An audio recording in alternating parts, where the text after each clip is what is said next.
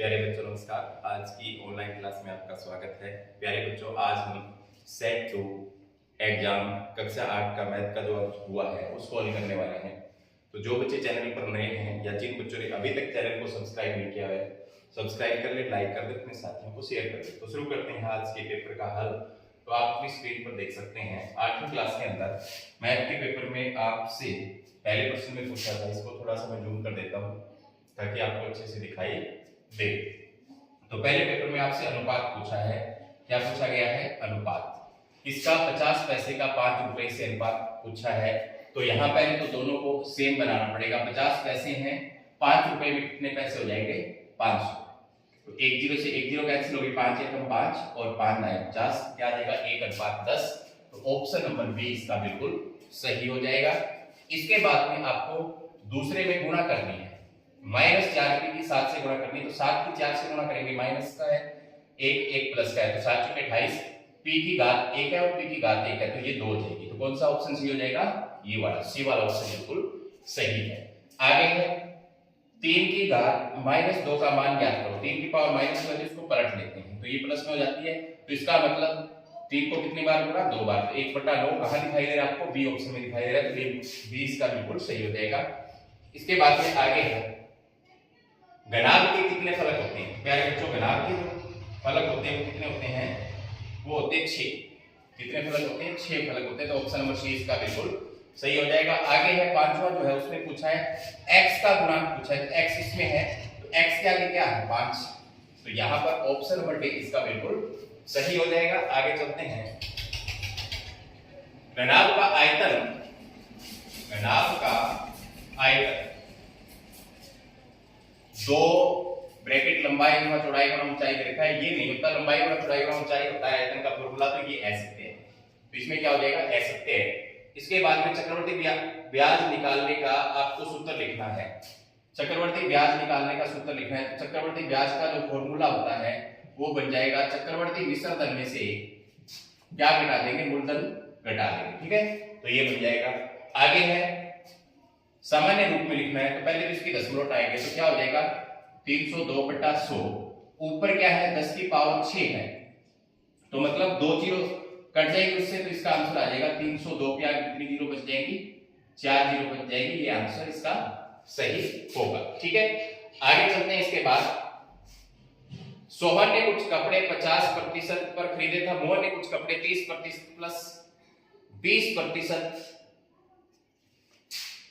छूट से खरीदे। तो प्यारे बच्चों, ऐसा अगर इस तरीके का आपको दिखाई दे तो वो छूट कभी जो है वो आपको बराबर नहीं मिलेगी। इस पर तो जैसे मान लो 1000 रुपए की कोई वस्तु 50% तक वो छूट देता है तो वो 500 की होगी।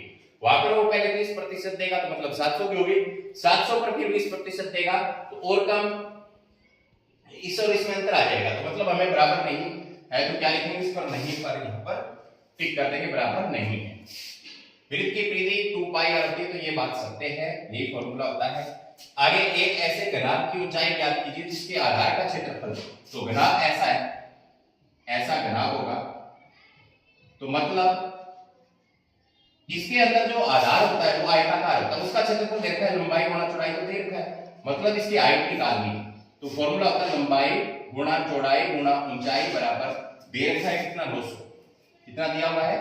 900। h निकालना है तो 900 बटे में लंबाई और चौड़ाई नीचे जाएंगी, इनकी गुणा यहाँ पर दी हुई है, देखो ये दे रखा है, तो ये 180 नीचे आ जाएगा।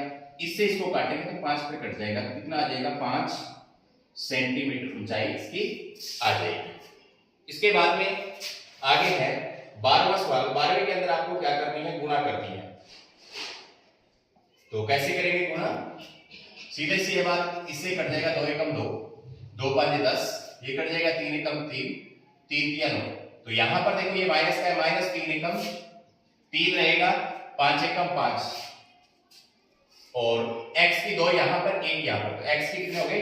3, 2 यहां पर 1 यहां पर, तो y की कितनी होगी? 3। तो ये आंसर इसका आ जाएगा। ठीक है, बिल्कुल आसान सा था। इसके बाद है एक रेडियो का मूल्य 13,000 रुपए, इस पर 5% की दर से बिक्री कर सुना जाता है। यदि उसको खरीदना है, उसको भुगतान राशि कितनी देनी पड़ेगी? सीधी सी बात है, अगर वो 13,000 रुपए में खरीद कर लेकर के आ रहा है तो 13,000 पर कर कितना लगता है 5%। तो 5/100, तो 2 जीरो से 2 जीरो कैंसिल हो गई, तो 13×5 = 65, यानी 650 रुपए क्या है उसको कर के रूप में देने पड़ेंगे। ये आगे कर की राशि, तो भुगतान राशि बतानी है।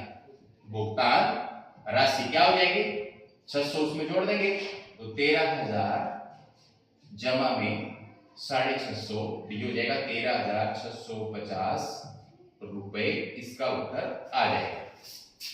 इसके बाद में आगे वाला भी यहीं पर कर लेते हैं। 14वां जो है ये भी बिल्कुल आसान है आपका। 14 में क्या करना है, यहां पर पहला हल करेंगे 2 की पावर 0, अगर किसी भी संख्या की पावर 0 वो 1 के बराबर होती है, 1 ये भी 1, तो 1 गुना 1 आंसर 1 ही आ गया। यहां पर 3 की पावर 0 1, 4 की पावर 1 4 ही रहेगा, ये 1 रहेगा, तो उत्तर आ जाएगा 6।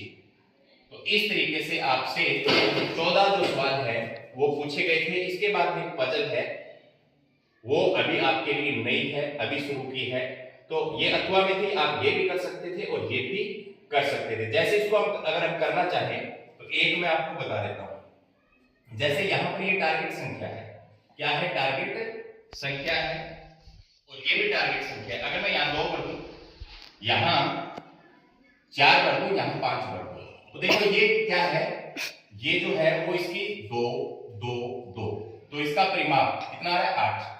चारों भुजाओं का जोड़ परिमाप होता है। ये क्या है, क्षेत्रफल है, तो क्षेत्रफल को हम कैसे ज्ञात करेंगे, 1/2 गुना में आधार इसका 4, ऊंचाई इसकी 5, तो 2 दूनी 4, तो 5 दूनी 10 आ गया। तो ये टारगेट संख्या। इस तरीके से ये जो संख्या है वो इसमें आएगी, रिपीट नहीं होनी चाहिए।